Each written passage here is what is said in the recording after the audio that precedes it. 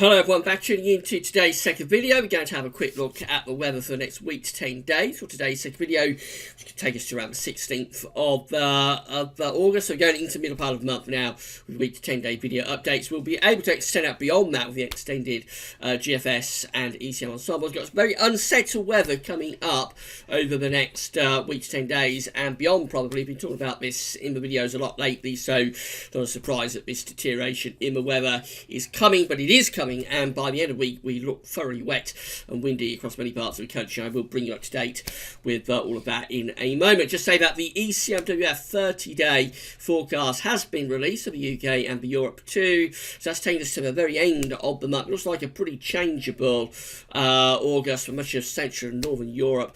The warmth, the dry weather looks like it'd be through the Med down in the south of Europe in the next few weeks. So have a look at that and see what's going on. This evening, we're going to have a final look at the weather for the coming weekend. We've got some events taking place, Bristol Balloon Festival, also Boomtown and Love Summer Fest. We've done a couple of updates of those last week. I said we'd do a final update for those events today, so we're going to do that for you this evening. Right, let's get on with the video then. We're going to talk about the GFS upper air temperature and precipitation ensembles first of all. So we're looking at Camborne down in the far southwest of the country today. Someone's asked us to have a look at Camborne.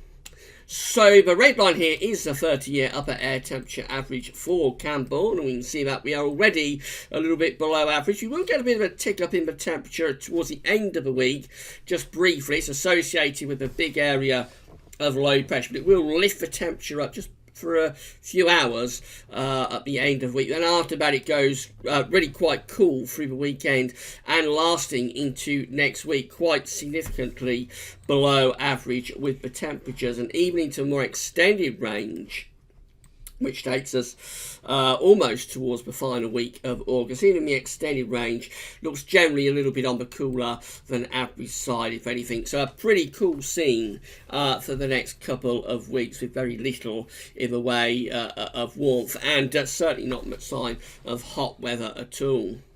Precipitation wise, so these spikes just here associated with showers that we've got today and tomorrow too. There will be showers around, and then this big precipitation spike here is associated with the wet weather that we've got coming up at the end of the week. Further showers into the weekend, and then next week looking unsettled, especially through the early part of next week. More spells of rain with showers in between. So it's a cool and showery scene for August in the next couple of weeks, really.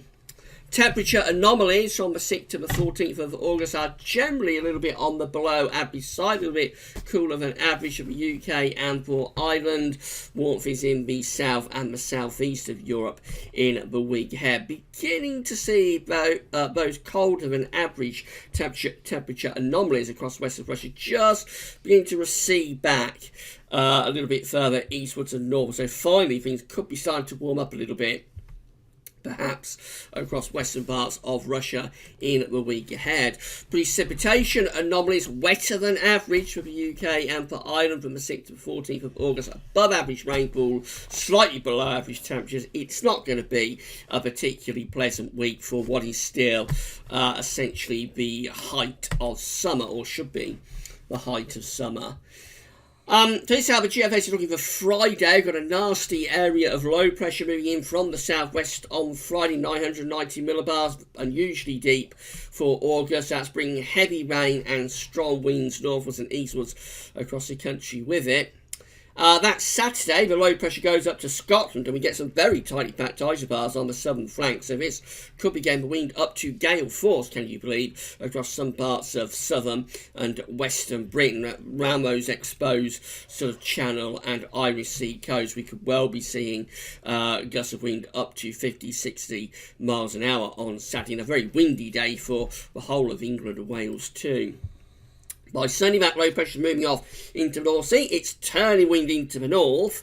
So the wind begins to ease down a little bit later in the weekend. It stays showery and temperatures begin to fall away. Early next week, well, winds are in from the north, so the air is looking cool, but it is still unsettled, and we've got this little area of low pressure here on Tuesday the 13th moving in from off the Atlantic. That's bringing the heavy rain with it, and of course with the cool temperatures already established, we could see some unusually cool temperatures early next week. It is a possibility that we could see some very, very cool temperatures indeed, which is really quite a shock considering how hot it was at the end of July. Really strange some of this, but there's a possibility that Tuesday or maybe Wednesday could be a notably wet and also very cool day for the middle of August. That's Wednesday. That low pressure is moving out into the North Sea. It's turning the wind back into the north again, so pretty chilly. You can see the upper air temperatures are looking very cool indeed. We've got the 0 Celsius ice firm here heading into Scotland, so that's sort of autumnal type temperatures moving into Scotland by the middle of next week.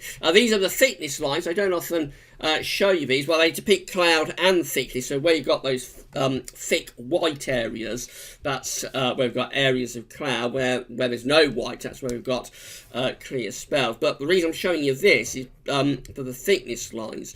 So this is another way of looking at temperatures, really. So this line just here is the 564 line. So summer is behind that line. Behind that line, or to the south of that line, if you like, you'll have summer. And then we've got this this green line just here, which is the 546 line. Now that essentially is autumn. Behind that line is going to feel very autumnal. Normally at this time of the year, the 546 line would be up here somewhere, so autumn would be lurking up there within the northern latitudes. But you can see that the GFS 6 o'clock run actually has that autumnal 546 line plunging down across England and Wales through the middle of next week. So that tells us that the temperature will be very cool indeed. That's Thursday. Winds still in from the northwest, starting to raise the heights a little bit to the west, so probably drying out towards the second half of next week. But really cool with the upper air temperatures by this point. We're bringing the 0 Celsius ice firm down into England and Wales. That could be cool enough for ground frost at night across parts of Scotland within the Scottish Glens, and certainly temperatures tumbling down into single digits widely across the country there if that comes off. It's probably a bit over the top. I'll be surprised if that 0 Celsius ice firm makes it much further south than the north of Scotland in reality, but we shall see, and we'll keep an eye on it as the week progresses. There's the 546 thickness line now clearing the whole of the UK, so that's very cool indeed for the middle of August. The 546 line is down into France. I can't believe it would get that far south in the middle of August. So if you come up here, you'll just notice this blue line across central parts of Greenland. That is the 528 thickness line. So that's winter. So the very first signs of winter on the thickness charts there across central parts of Greenland. But to get the 546 line, the autumn line essentially, thickness line down into France, that is really quite impressive. And I suspect in the end, in reality, this will not get much further south than Scotland, but we shall see. Heading up towards day 10, we look rather showery. Winds back into west-southwest, so temperatures would then be starting to stage a bit of a recovery. Certainly nothing to get excited about, but we would lose those very cool temperatures that have been indicated for the middle of August. We're into the second half of the month now. We've got some heights rising to our south then a little bit. So we are trying to bring some heat back into sort of Western Europe. Heat's trying to come back into France. It is trying to get into the UK, but we've got this deep area of low pressure around Iceland that will keep the flow from the west, so any attempt to pull heat up from the south, while we've got such vigorous areas of low pressure around Iceland, look doomed to fail, really. That's how we look as we end the GFS run. So still hot weather is trying to establish from the south, but for us we're still in this relatively cool and showery northwest winds. There's the upper air temperatures for 384 hours away. So 22nd of August. You see the heat is building across parts of France and down into Spain, Portugal and the Med. But for us, we're still more or less in those rather cool winds from off the Atlantic. Of course, if that low pressure is weaker than the GFS is predicting there, and this is right at the very extended end of the GFS run. So if that low pressure is weak, and then as heat builds over France, we possibly have the chance of bringing some warmer air back up from southern Europe into the second half of the month. But it's too far away to have any confidence really in that outcome. GEM looks like that, so here comes the low pressure on Friday. That's going to bring us a spout of wet and windy weather at the end of the week and going into the weekend too. Looking very unsettled over the weekend and very windy. Risk of gale force winds across parts of England and Wales. That low pressure moves away to the northeast on Monday. We turn wind into a showery and quite cool north-northwesterly. Here comes that area of low pressure that the GFS had moving in through Tuesday and Wednesday, so that's bringing heavy rain with it, and potentially some very cool temperatures too.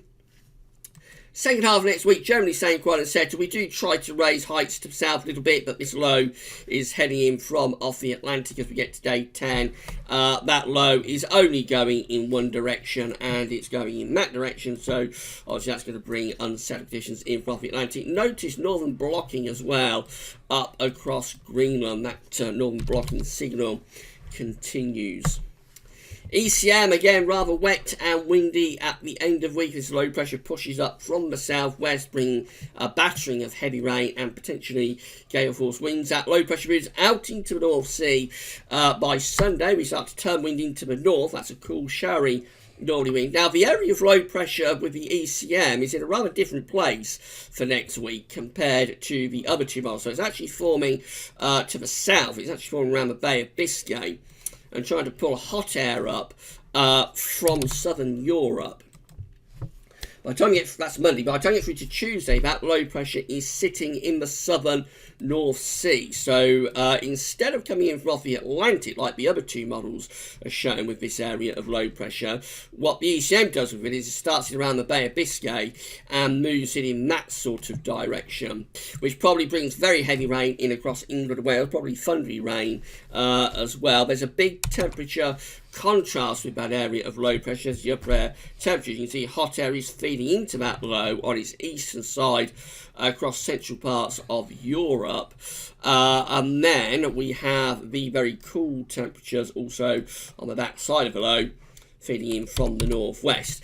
So a little bit different with the placement of that low pressure and where it's originating from, but the upshot is it would still be very, very cool and wet sort of early next week. It's a bit different in the time scale of this as well. The other two miles are more Tuesday, Wednesday, whereas this is more Monday, Tuesday. So those sort of details will be ironed out, but it does look as though there could be some very wet weather through the early part of next week too. And then we go on further into next week and more low pressures coming in off the Atlantic with the ECM. Very unsettled, very changeable run. That's how it looks at day 10, Friday the 16th of August. Generally looking wet and windy. This is how the precipitation is being forecast with that ECM run. We're at tameteo.com. So today we've got lots of showers in the north and west in particular, but they do get more widespread across parts of the country this afternoon before fading back to western coast overnight. That's tomorrow, so showers will be around tomorrow, but they're especially in the north. So it's Scotland, Northern Ireland, possibly some parts of northern England getting showers. Further south, yes, there could be a few showers about, but they do look more scattered and less heavy compared to today. That gets us through to Thursday. Now, Thursday is not going to be a bad day. I think Thursday is probably the driest day of the week. Showers mainly confined to the far northeast of Scotland. Most places are dry, but by 6 o'clock in the evening on Thursday, you can already see the next mass of heavy rain gathering to the southwest. And look what happens with that as we go through Thursday night into Friday. This heavy rain marches northwards, eastwards, giving all parts of the country a soaking. And then we get through into Friday itself, and the rain gets a bit stuck across Scotland. The persistent rain gets stuck across Scotland, leaving us with heavy showers across many other parts of the country. That takes us through to Saturday. Again, showers, especially so in the north and the west. That's Sunday, showers beginning to fade out a little bit on Sunday, but then through into Monday, here comes the next massive rain, heading up from the south during Monday and then into Tuesday. Thoroughly wet across much of England and Wales. Remember, the other 2 miles has that low pressure, slightly different position. It has a bit later, Tuesday to Wednesday. But the ECM looks really wet through the early part of next week, especially across England and Wales with that area of low pressures. That gets out of the way.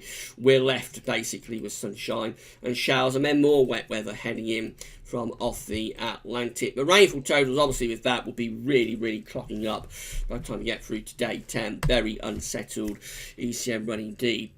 These are the options that are on the table within the ECM ensembles for day 10 today, which is the 16th of August.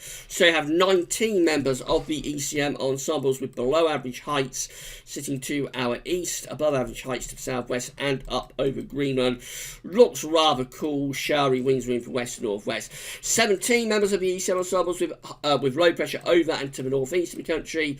Again, cool and unsettled. That includes the control and operational ECM runs, and then 15 with below average heights over the country and slightly to our east. That one also very cool and unsettled. All scenarios are depicting above average heights around Greenland, so northern blocking continues up to day 10. 2 weeks' time, lots of options on the table, but they all look rather unsettled, to be honest. So we have 12 here with, and this gets us to the 21st of August. We have 12 members of the ECM ensembles with low pressure over the country, like that. We have 9 members of the ECM ensembles with low pressure just to our west-southwest. Not quite as unsettled, but still pretty changeable. 8 with low pressure covering much of the North Atlantic, like that. Another 8 just here with low pressure to the east. 7 with below average heights coming through the country, like that. And another 7 with below average heights just out to the northwest. So there are various scenarios in 2 weeks' time. They're all slightly different, but they're all sort of in the same area, which is unsettled and low pressure dominated, even into the 3rd week of August. Let's have a look at CFS-V2 finally. So these are the 500 millibar heights, so they're broken down into weekly periods. The first weekly period will take us from the 6th to the 12th of August. The coming week looks at unsettled, below average heights through northern western parts of Europe, above average heights up towards Greenland, blocking things out up there. Northern blocking towards Greenland and across high pressure across southern Europe will bring hot air into southern parts of Europe, but for us we're cool and we're unsettled. In week 2, again, this is the 13th to the 19th of August, and again it does look unsettled, below average heights over and to the east of the country, so no changes there. And then week 3 also looking very unsettled. This is the 20th to 26th of August with below average heights just out to our west, feeding in those westerly winds. So again, that's going to be relatively cool and relatively unsettled too. But then all change for week 4, which is the 27th of August to the 2nd of September. How often does this happen? We go from all of that unsettled weather through most of August to the very end of August into the beginning of September, and high pressure returns miraculously across western parts of Europe. We start to pull up much hotter air from the south, and there we go, we get into September and we are back to summer. How often does that happen? It seems to be a very regular occurrence, but of course that's 4 weeks away, so it's unreliable. And I would just say that there is still, even then, a blocking signal to our north. We still have high pressure centred within the northern latitude, so how long any ridge would last across Western Europe, bringing up those warm southerly winds, remains to be seen. It's possible that this high pressure would just go north and reinforce the block around Greenland. If it did, of course, we would start to bring low pressure back in from the Atlantic. But it's all 4 weeks away, so it's not really worth thinking too much about at this point. Finally, if you're enjoying the videos at the moment and finding them interesting and informative, please can you consider becoming a patron for Gav's Worries. We have 64 patrons so far. Hello and a big thank you to our 64 patrons.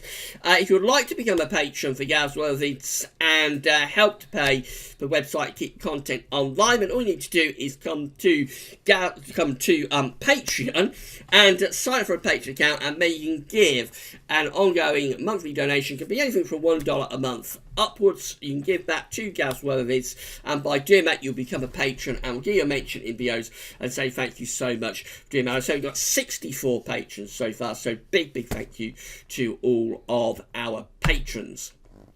Alternatively, you can give a donation through PayPal. This is Gav's Worries PayPal page, so this is really simple. Just come here, sign into your PayPal account, then you can give whatever donation you'd like to Gav's Worries, and by doing that you'll get a mention in videos. We'll say thanks so much for doing that, and that's it. That's how you become a donor, and that is also how you become a patron for Gav's Worries. Right, that's it for your week 10 video update for today. We shall be back later on with a look at those events coming up this weekend. That'll be the last look for those events, so come back for that then. We are getting closer towards the beginning of updates for the late summer bank holiday weekend. Can you believe we will be starting those this coming weekend? It'll either be Saturday or Sunday, but it gets into the extended GFS timeframe, so not long to wait now before we count down to the final bank holiday weekend of the summer. It really does feel as though we are winding down the clock now, big time, on summer 2019. Right, so we'll be back later on with the look at those events, but that's all for now, and thanks for watching.